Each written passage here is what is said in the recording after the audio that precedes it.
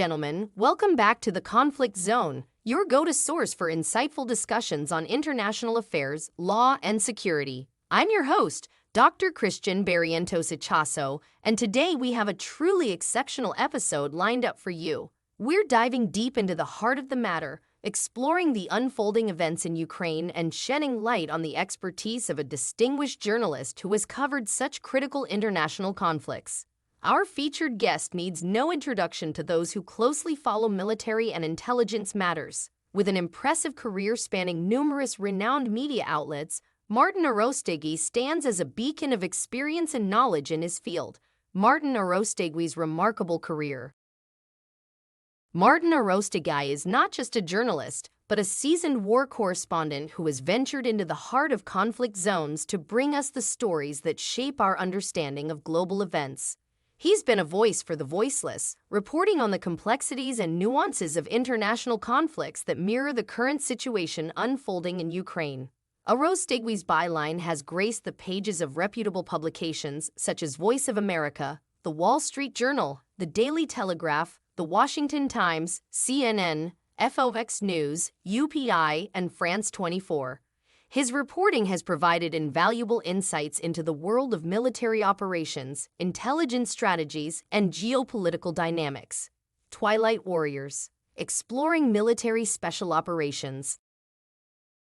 But Martin Arostegui's influence doesn't end with his reporting. He is also an accomplished author, having penned the enlightening book Twilight Warriors. This book delves into the world of military special operations, shining a light on the brave men and women who undertake covert missions to ensure our security.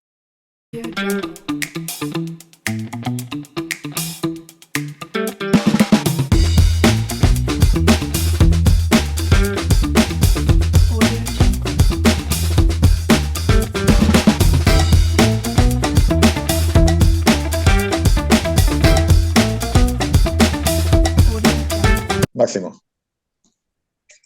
Hello, everyone. Thank you for subscribing. Thank you for this podcast is your podcast. The Conflict Zone is your podcast. Thank you, Martin, again for visit this channel and talk about the international security. Thank you, Martin.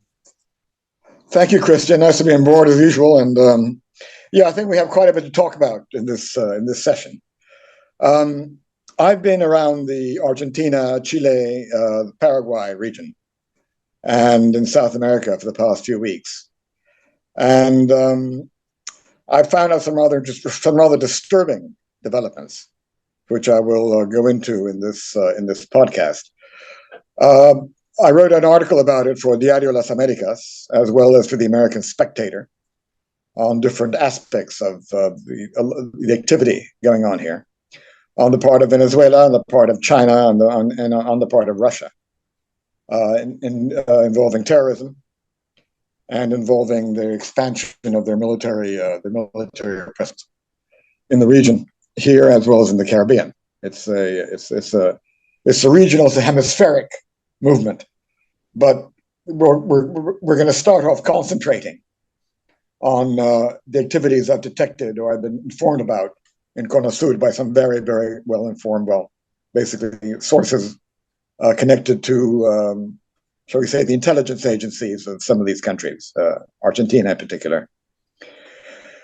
Well, to begin with, it's quite clear. I think, there have been a lot of allegations to this effect, and I think the latest developments seem to confirm the fact that Maduro is emptying out his jails, okay? He's emptying out his prisons and sending all his criminals from the prisons into South America and also undoubtedly into North America through the Mexican border, into the United States. More and more Venezuelan crime gangs are operating everywhere. I was told this in Chile, I was told this in Ecuador, I was told this in Colombia, and as well as the United States. Murders, gang-type killings, occurring in all these countries, increased crime waves are all being attributed to Venezuelan gangs operating there. And there's one in particular that's been identified, and it's already been connected to one or two politically oriented operations, assassinations so far, called the Tren de Aragua, which was in fact started out of a prison in the province, the Venezuelan province of Aragua, which was run by the National Guard of Venezuela, over whom, at least in that location, Tren de Aragua, this criminal gang led by a man called Guerrero Flores, or Flores Guerrero, took control of this prison with the absolute complete participation or cooperation of the National Guard that were running it, and in fact armed themselves initially with weapons taken from arsenals of the National Guard. I mean, big weapons. I mean, heavy caliber machine guns. They found, when they raided the prison, I put raided quote unquote, because a lot of when they went into the prison, all the main heads of Tren de Aragua had somehow escaped, including Guerrero Flores. And they found boxes with markings of cabim, which is the Venezuelan. This was on CNN.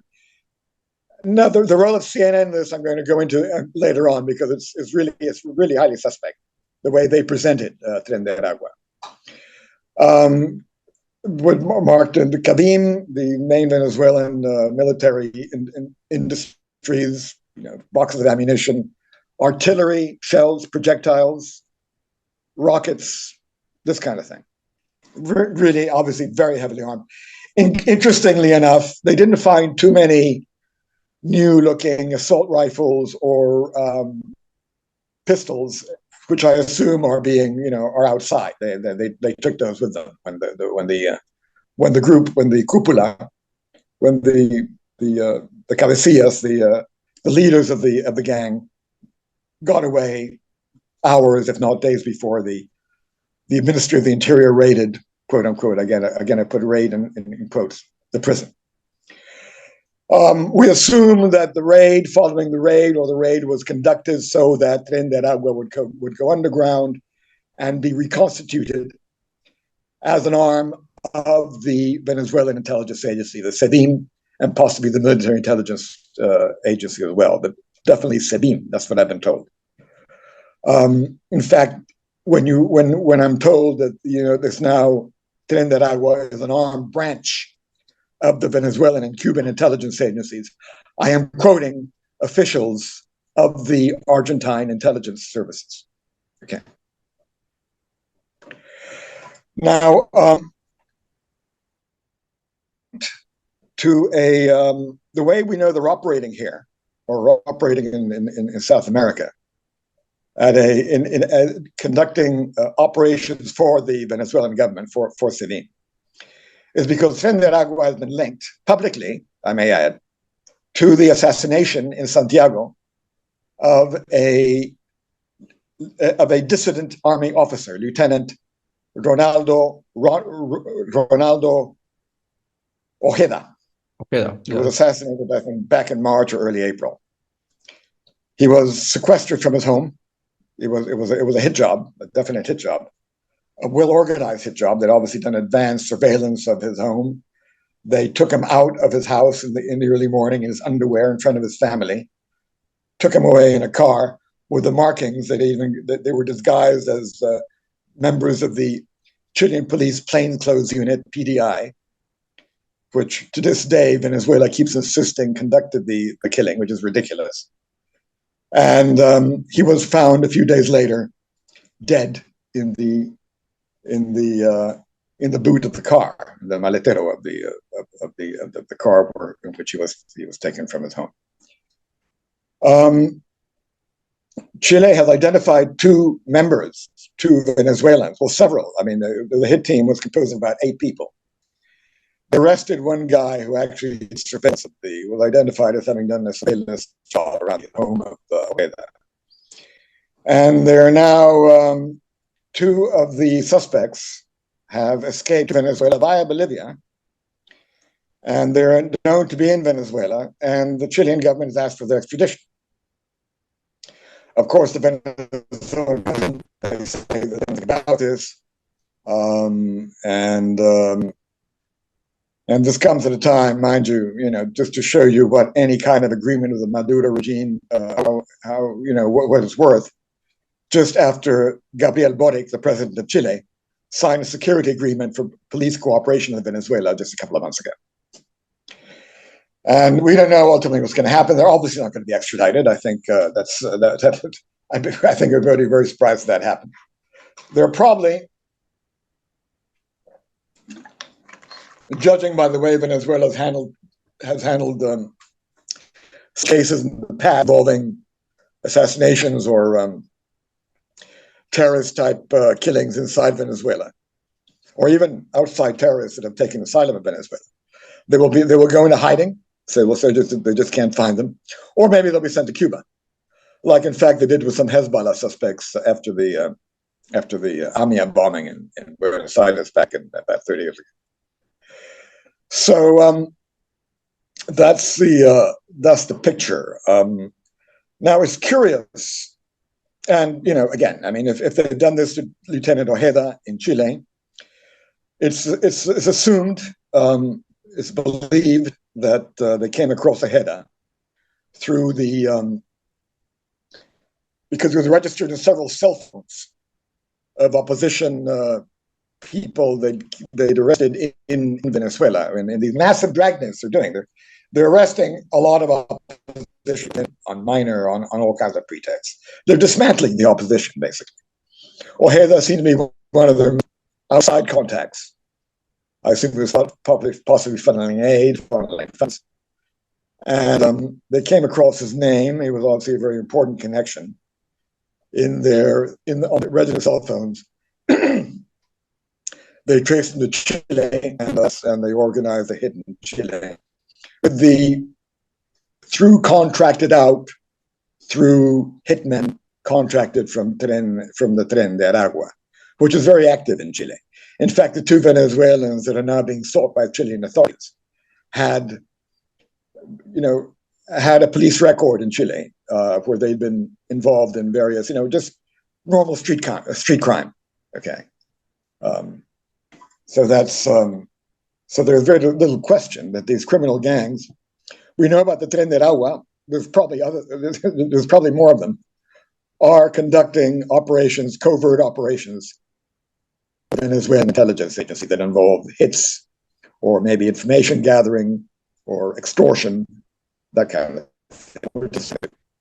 So if they've done this to Ojeda, I'm sure they've got other operations planned or potential hits that will be used for, not only in South America, but I think the United States as well. In fact, in Miami, in Florida, suspected members of Tren de Aragua through nothing. I don't think anything involving yet any actual records of the stuff like they have maybe at prison. They formed part of the prison gang. Were involved in the murder of an ex-police Venezuelan police official who was exiled in Miami, and that could well, I mean, supposedly it would have to do with, we don't know with the exact causes for that, but I would speculate that could also be some kind of political operation for the government, because the Metropolitan Police in Caracas was very much involved with the opposition. So it may be some sort of vendetta. It could be vendetta killing. It could be maybe he was in some way operating for the opposition. We don't know. This is pure speculation on my part. But they're already active in the United States, which is basically going after targets which are, again, would seem to have some kind of security or political involvement implication. So that's what we have as far as in Spain, yes. There was a case in Spain several months ago in which an official of one of the top leaders of Vox, of the right-wing party, there was an assassination attempt against him on the street. It was a drive-by shooting. Again, it was a Venezuelan type operation. It was done on a motorcycle. He was shot from the back of the motorcycle with a man with a 9mm pistol. Obviously, a pretty good shot. And he survived his wounds. And I was told when I looked into this in Madrid, when I was in Spain, that they suspected there was some Iranian involvement. But they suspected because he had involved in some kind of with some Iranian opposition group to the current regime in Tehran. But that the hitmen were Venezuelan. They'd caught someone who they believed were involved with the hit team who was Venezuelan. The whole thing was very covered up, strangely enough. And in fact, except that the brother of Guerrero Flores has been arrested in Spain. Not, I don't think, in connection with this particular operation, but they've got to have a presence in Spain, which means they would be operating in Europe as well. So you've got a transnational criminal gang acting as a proxy for the Venezuelan intelligence agency. That's what we have. Capable of conducting and operating throughout the world to conduct all kinds of dirty jobs. My friend Analyst, my source in the U.S. Army War College, who's a top analyst on America for the U.S. Army War College, he worked with the policy planning staff of the State Department. He tells me the question is whether they're used for occasional hit jobs, or whether in other words, whether they're just contracted out for specific operations, or whether there's a broader control. I would expect there's a broader control. I don't see how an organization, a criminal organization, operate on scale that Tren de Aragua operates without the collusion or even direction of the Venezuelan. I just don't see how it's possible in a country which is now as controlled by a police state, Cuban style Venezuela now. Now, what I find curious, Christian, is that when CNN, I don't know if you saw, they did a rather extensive documentary on this about a week ago, Monday. And Tren de Aragua, did you see it?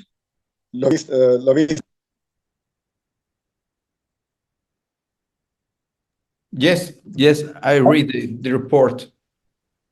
Did you see it on? Did you see it on TV? Yeah, I see it on TV. Yeah. Okay. Well, during the entire, it was a very extensive report. Obviously, they had done a quite a research. They didn't once mention the fact that it's acting, that it could be acting, or that as a proxy group for the Venezuelan intelligence agencies, after this being said by several officials. Nor they once mention, assuming that that's highly speculative, the case of Ojeda in Chile. Not once. They went into crime they committed in Colombia, Peru, and in fact, they did go into some things in Chile, which were rather minor. I mean, I think one had the abuse of a prostitute, something like that. I mean, something, relatively mundane. And they didn't mention when the Chilean fiscal, the prosecutor general in charge of the investigation into the Ojeda killing, publicly in a press back in April 12th, over a month ago. Now, this documentary came out ago. This was over a month ago. Publicly held Venezuela responsible for giving asylum to these two members of Tren de Aragua, who the Chilean authorities wanted to have indicted for their participation in the assassination of Lieutenant Ojeda. CNN didn't mention this once, not once, which I find extremely curious. And I think, I'm not going to speculate, I don't want to launch any accusations here, but I certainly think that it certainly undermines the credibility of CNN en Español, certainly, who are the ones that conducted the documentary. So I just thought I'd, note this and mention it, mention this as my comment on this case. Yeah, they did have they showed pictures of the National Guard's arsenal being uncovered at this prison. They had Tarek William Saab, the Venezuelan prosecutor, the Fiscal General, I believe, the Minister of Justice in Venezuela, coming out saying, the Venezuelan government is basically, they're underplaying, they're downplaying Tren de Aragua. Tarek William Saab, who's been connected to all kinds of terrorist organizations, starting with Hezbollah. Yeah, that's the prosecutor. Venezuela he began his career as a lawyer for Hezbollah. Right? Yeah. He said that that the media was giving Tren de Aragua too much importance, and that much more importance than it had. But it was exaggerating their power. If their power is due to what the power that the Venezuelan government gives them, I guess that's one way of saying it. Yeah, right. They don't have much power. He might have added, depends on us. we're giving the power. Maybe he should have added that, for clarity. Which I assume that's what he might have meant. And now you've got the Canciller de Venezuela, I forget his name, going around saying that it doesn't exist. That is a fabrication. It's a figment. It's a figment. Yeah, it's small group. So obviously the Venezuelan government covering all this up, and CNN isn't helping. All right, and neither is any other news organization. Very, very few have given this, have covered this, the activities of this group as it pertains to their possible direction or involvement with the Venezuelan intelligence agencies. So that's where we stand with that. Now, another area which I've been pointed to is the increased activity, organization of Islamic terrorist networks. In the tri-border region, again, Chile seems to be a big target of them. They told me in Argentina they're working with the Chileans to trace a lot of cross-border by Islamics. Maybe some of them, they say there are 200 Iranian agents operating in the area with Bolivian passports. That Bolivia is now the Quds force, the IRGC, the Iranian Revolutionary Guard's clandestine operations unit, Quds, has established a headquarters in Bolivia, in La Paz, and which is operated through a secret treaty with the government whose clauses have never been made public. We know it's a matter of public record. They've signed something with Iran, but nobody knows exactly what it is. And that is managed by a very small kind of a cell inside the Bolivian army, led by General Carlos Zúñiga. That's the name I was given. And that it operates as a kind of closed group of officers that are responsible for administering the Bolivian side of this cooperation, military intelligence, which is what amounts to cooperation agreement with the Iranians, which obviously involves the issuing of Venezuelan passports to Iranian agents operating in Latin America and possibly elsewhere.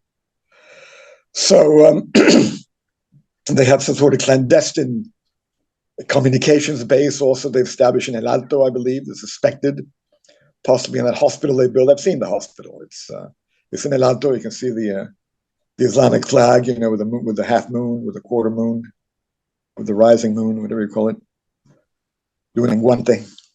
And the star at the hospital is built with Iranian finance. That's a matter of public record.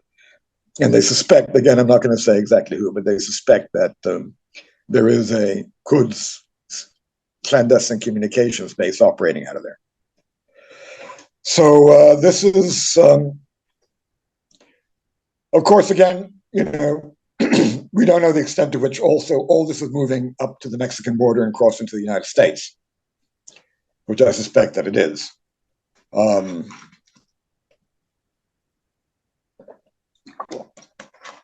And of course, it's a matter of public record. They now have 169 people who've entered the U.S. illegally, who are on the terrorism watch list. That's the last number I have, 169.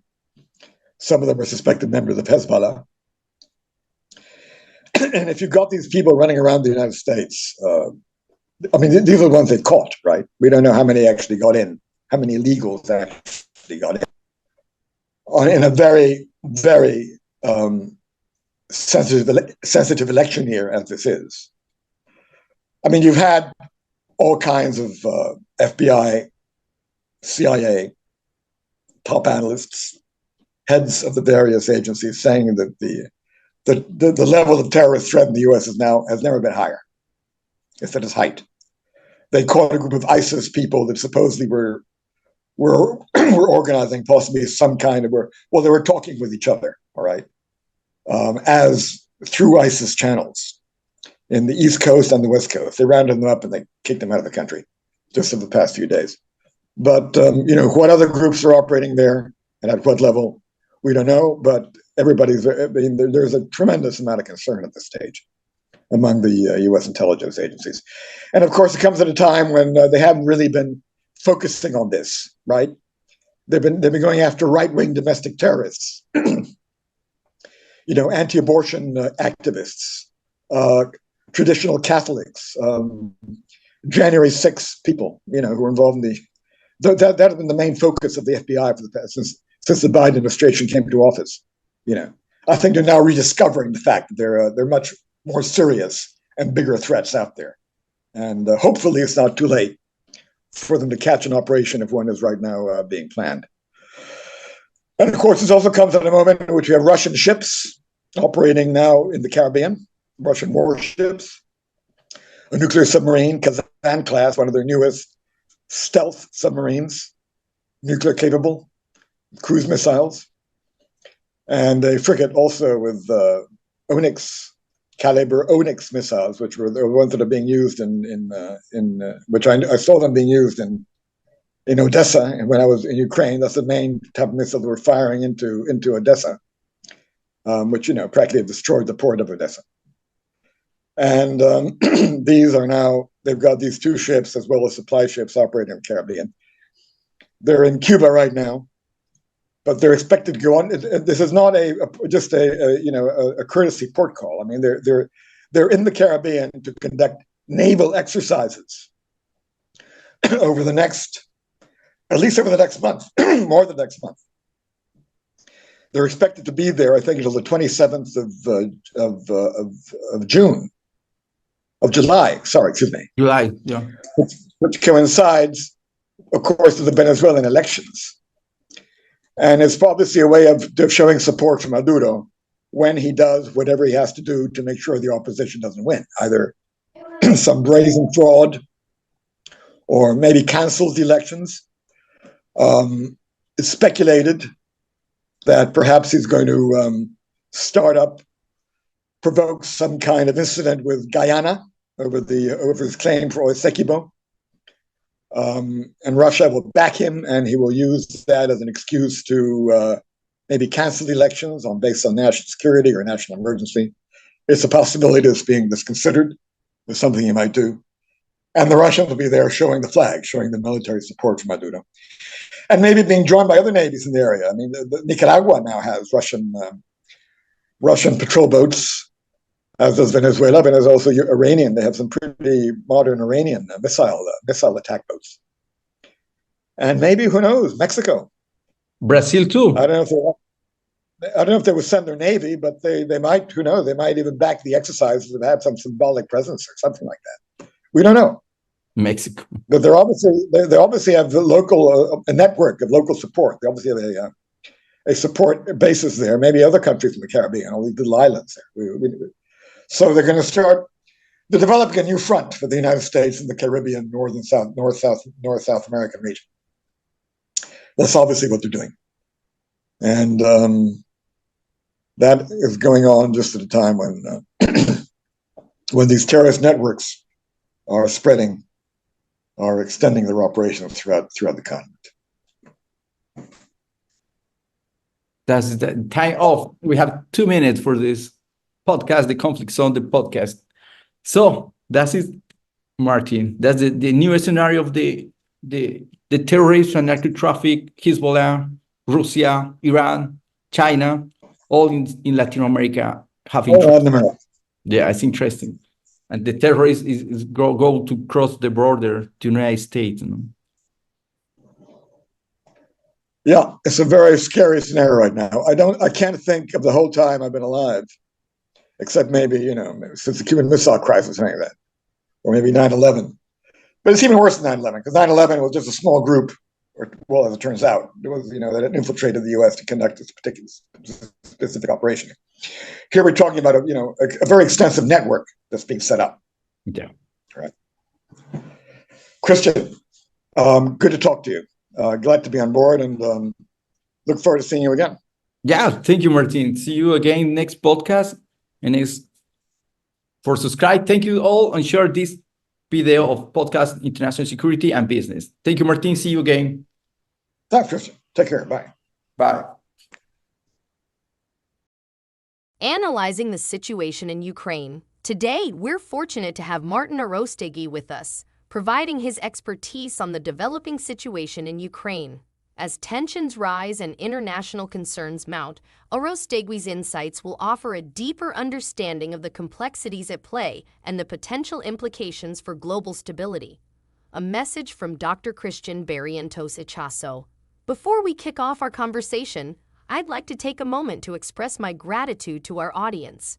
Your support, subscriptions, and engagement keep our mission alive to foster awareness and understanding of critical international matters. As an international company and business lawyer, I am deeply committed to sharing insights on international law, security, compliance, anti-corruption measures, tackling crime, and facilitating smooth trade relations. Stay connected. So whether you're an avid follower of international affairs, a business professional navigating the complexities of global trade, or someone seeking clarity amidst the chaos of international conflicts, podcast The Conflict Zone is your destination for accurate information and informed discussions. Ladies and gentlemen, grab your notepads, ready your questions, and get ready for an illuminating conversation with the one and only Martin Arostegui. Stay tuned because you won't want to miss a single moment of this episode. Thank you for joining us, and let's dive right into the heart of the matter.